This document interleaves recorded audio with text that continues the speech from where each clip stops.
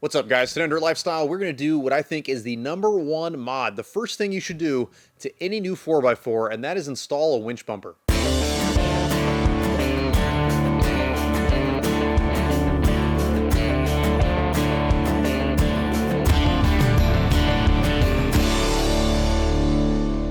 I recently picked up a lightweight competition winch for my rock crawler. So yesterday I pulled the old winch off and we're going to mount this onto my Toyota. This Warn Xeon 10S is battle tested and I think it's going to be the perfect fit for this project. The first modification we're going to do to this 2021 Toyota Tacoma is, in my opinion, the most important mod we're going to do out of this entire build series, and that is add a high clearance front winch bumper. It's great that the front winch bumper is high clearance because it's going to make it to where even in stock form this Toyota is more capable, because we're going to have a little bit better approach angle, we're going to have a little bit more clearance between the ground and where we're going to hit the bumper, meaning that we can go over a little bit bigger obstacle without the bumper hanging us up. But more importantly, this is going to give us the ability to mount a winch, and the winch is the most important tool of our entire arsenal. The winch we're going to use today is the Warn Xeon 10S, and this is by far the most reliable winch I've ever owned. This probably has 80 to 100 pulls on it, and it's been completely spotless the entire time that I've needed it. The only thing we need to change is we're going to freshen up this fair lead, because this fair lead, I've just rammed it through way too many rocks and whatnot, so it's got a bunch of jagged edges, which is going to slowly start to wear out our rope. So we're going to upgrade some of this stuff with these goodies from Factor 55, and then we're going to mount it to a bumper from a company called Backwoods Adventure Mods. Normally, I build all my bumpers from scratch, and you guys, a lot of you guys come to this channel for that. But this is so close to what I was going to build, I decided to say yes. I turned down a bunch of other bumper companies that contacted me, and this is perfect except for one exception. When I saw this bumper in my head, I saw 2 square lights, and I love that, but I want to add an aluminum bull bar, I guess, that's going to go over the top. I just think style-wise, that's going to fit my sensibilities a lot better. So what we're going to do is we're going to modify this bumper in a way that is going to mimic almost exactly what I was planning on designing anyway. So this is great because what I wanted to do is I wanted to build it at a 3/16 aluminum plate for the skin of the bumper, and I wanted the girdle itself to be built out of steel, because I think that that's going to be the best compromise of making things light and making things strong. So since they designed their bumper like this, I was like, dude, let's do it. I'd love to work with you guys. And I mean, this thing it's just a great designed piece. So the first thing we need to do to install this is rip apart the front end of this Toyota and start sizing everything up. It's easy to forget how much of a new vehicle is just covered in plastic. And whenever I'm removing something like this, it's a stark reminder that these little upgrades like a winch bumper, even though it might seem like aluminum isn't very strong, it's certainly an upgrade over the plastic skin that came on this truck stock. But we do need to be careful removing this stuff because we're going to reuse the upper part of this plastic bumper later. These newer Toyotas come with these odd looking little frame extensions on the side. I imagine this is some sort of like an impact safety rating thing. Maybe there's like a width dimension that they have to get to, and so this is like an afterthought is what it looks like to me. Anyway, this is low-hanging fruit, and when you put a high clearance bumper in here, you're gonna have these strange little wings just kind of hanging off the side. So all the aftermarket bumper manufacturers recommend you remove these, and you just end up with a big open ugly hole that's gonna be super clear to see whenever we're flexing out on stuff, and I don't know, it's gonna look unfinished. So there's a company called Square One Creations that makes these little block off plates, and to me this is a no-brainer. This is super simple. It's one bolt and it's gonna fill in this hole and make it look a lot more complete and a lot less noticeable. Now I can cut our freshly painted cradle down and we can mount it, and then we can mount our winch. Now I do have concern with this guy right here, and I've seen people online saying that you can drill out the rivets and then you can remove that. So first, I'm just going to remove this, and then we'll install the cradle. Hopefully, when we drop the winch in there, we don't have to modify this, but it's not the end of the world if we do. What will be much more complicated is if we have to start modifying this piece. I guess we'll just see once we get it mounted.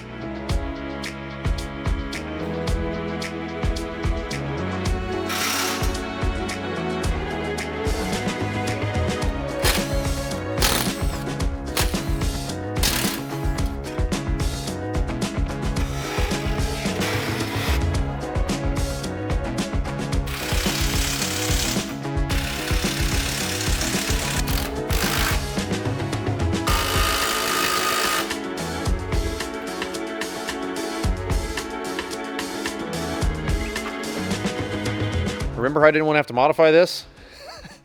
Well, there's no way we can use it unless we modify it. This is a big winch, and it's going to be a problem. So I am going to make sure I modify this. I imagine you could make this work without using that. You could probably just leave the whole thing off. But here is the deal.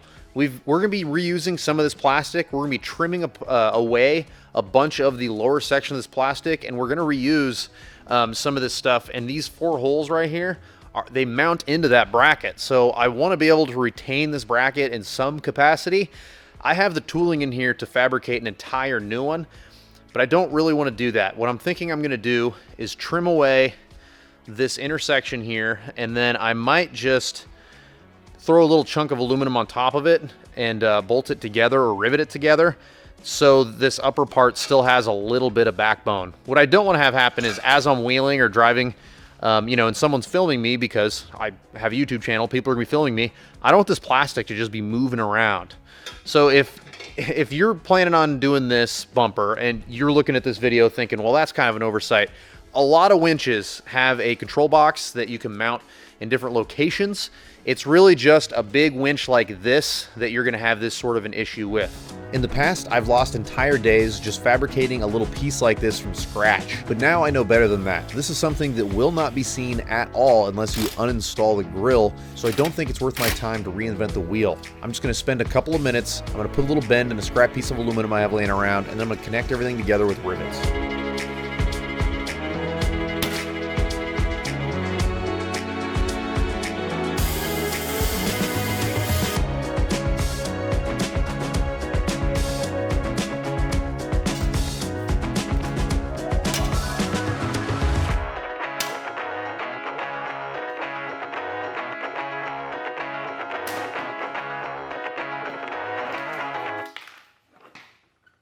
Like I mentioned before, we're going to be reusing the upper part of the OEM bumper, and so we need to trim away the stuff that we don't need and just keep the stuff that we do. And if you watch the installation video from Backwoods, what they do is they just mark a line from the bottom of this upper hole, this upper slot, and then they run it to the radius of, I guess, where the light would be. So the bottom of the radius, I marked a line across here. And then what I like to do to protect the paint is I'll take a little bit of masking tape and I'll put it over the part that we're keeping. And this will help us keep our line straight as we cut. And then if we slip with our cutting tool, it'll help protect this paint. This upper paint, I mean, it's got less than 800 miles on it. I want to make sure that it stays looking good. So the tool that they use to cut is a vibrating multi-tool, and I too am a huge fan of these. I use these in construction for like the last decade plus. And I think that this is a great way to trim away plastic and have it not be, it doesn't melt as much as if you're using like a angle grinder with a cutoff wheel or something like that. So this is what we're gonna use to trim this today. The important part of this step isn't what tool you use, it's can you do clean work with this tool. Make sure it's a tool that isn't gonna buck back and make it to where you nick your paint, or something that's gonna have a really jagged edge. If you're good with a Dremel, use that. If you're good with an angle grinder, use that. Even if you just want to use a utility knife for this job, just make sure you take your time and do clean work, because there's going to be a finished reveal at the end of this that's going to demonstrate the craftsmanship and time that you took on this part of the process.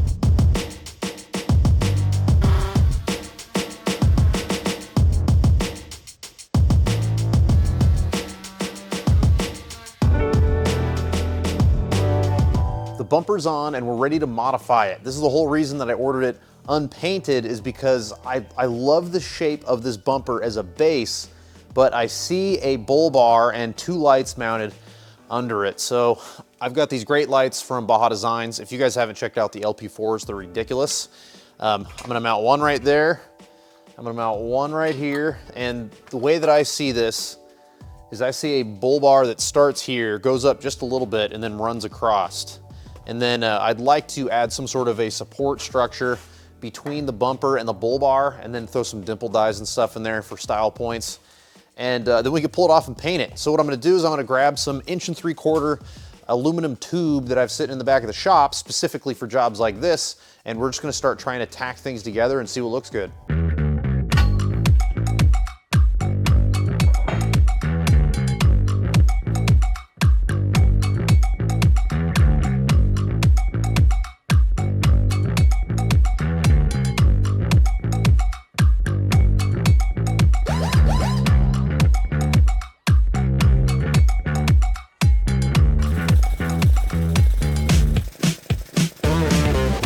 someone who's new to metal fabrication and you're watching this thinking, of course this guy can do this, he's got a 2,000 square foot shop and all the tools one could ever need, realize that I used to do this with just Harbor Freight tools, the cheapest welder you can buy, the cheapest tubing bender you could buy, and I did it in a gravel driveway. If you're creative enough and you're motivated enough, you can absolutely accomplish simple tasks like modifying a bumper to the way you like it, and you don't have to break the bank on tools or even have a great space to work in.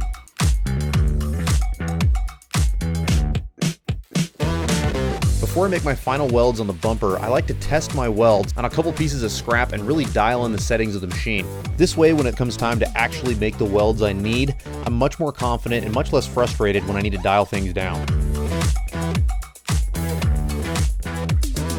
The welding machine that I use has multiple processes, meaning that I have multiple ways that I can choose to stick aluminum together. Even though I have a TIG torch, I actually really like to use a spool gun for jobs like this. Make sure you can hold your material with one hand, tack it together with the other one, and if you're very careful, you can actually get a really decent looking weld with a spool gun. I often find myself cheating and using both because I can weld everything together with the spool gun, and then I can clean up any things that don't look very good with the TIG torch afterwards. Because I have this machine, I often find myself cheating and using both processes. I like to weld everything together with the spool gun, and then I go back and I clean up all my welds with a TIG torch.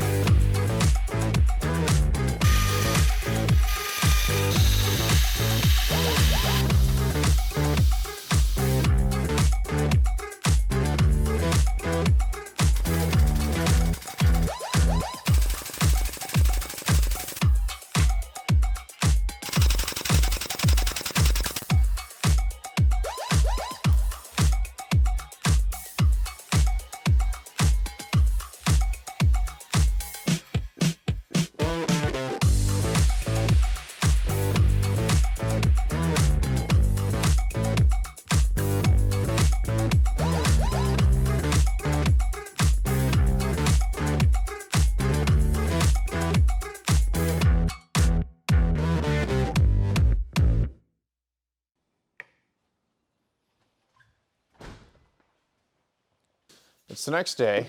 The paint should be cured by now. And before we can reinstall it, the first thing we need to do is we need to attach these special brackets that came with this bumper. And these brackets basically just extend the load from the face of the chassis back like a foot or so. This is going to make it to where the mounting point for our winch is a lot stronger.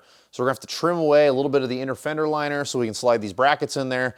Then we can slide the bumper on there, see how everything looks, and we can finish trimming the inner fender liner.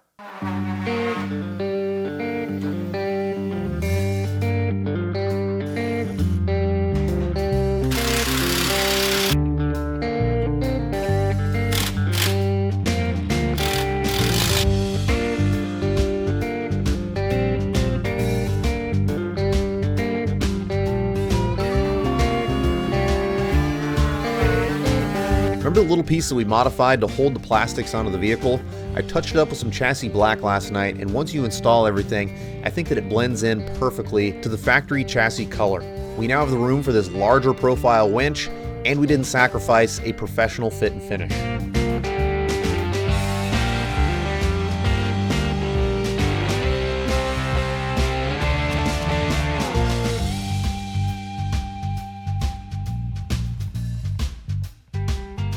For those of you that are brand new to fabrication, you're looking at this thinking, I can't do that. Just look at what we did here. We got a bumper that anyone watching this can buy. You can go to Backwoods Adventure Mods, you can buy this bumper, and you can use it as a template to change and add anything that you want. So if we wanted to go with a big stinger, we could have added a big stinger. That's what you can do if that's your taste. If you want to use a square stinger because you don't have a tubing bender, square stingers look awesome when they're done right. So this is a great early project for those of you that are watching and you're new to fabrication, because we have an existing platform that we just added our own little bits of flair to, and I think that it matches the truck exactly how I like it in my head. I'm going through a huge bull bar phase right now, so I'm adding bull bars to like every bumper I've made for the last year and a half. So anyways, I think that it turned out cool. I decided not to use the round LP4 lights. I'm just gonna add those little square lights that go into these holes here, which I was gonna do anyway. But I think that just adding the square lights and maybe putting a thin light bar on top of it in the future is probably all the lighting I'm gonna do to this bumper. So for now, this is pretty much wrapped up, and I hope that you guys enjoyed the video. If you wanna see more of this kind of content, I'm gonna be putting this on 35s. I already have the 35s. I'm going to be, of course, we're gonna do like long travel. We're gonna do everything we need to make it super capable off-road. I'm gonna show you how to do our own gears. We're gonna do 529 gears. I'm still trying to source a front locker, but we're gonna do a locker install. This project is gonna be pretty sweet. I'd still plan on building my own sliders from scratch. I haven't found any bolt-on sliders that I really love, so we're probably gonna build our own sliders from scratch or our own rear bumper from scratch, as well as I'd like to do a bed rack and maybe a rooftop tent that I can pull on and off whenever I'm using it. So I've got a lot of ideas for this project. If you're into that kind of stuff, make sure you like the video and subscribe to the channel. If you want to help support the channel, you go to thedirtlifestyle.com. We have t-shirts, hats, neck gaiters. We have a link to our Patreon account. There's a whole bunch of different product that we're selling on there right now, and it really helps support the channel. If you want to follow me on social media, I'm @dirtlifestylenate. We'll see you next time.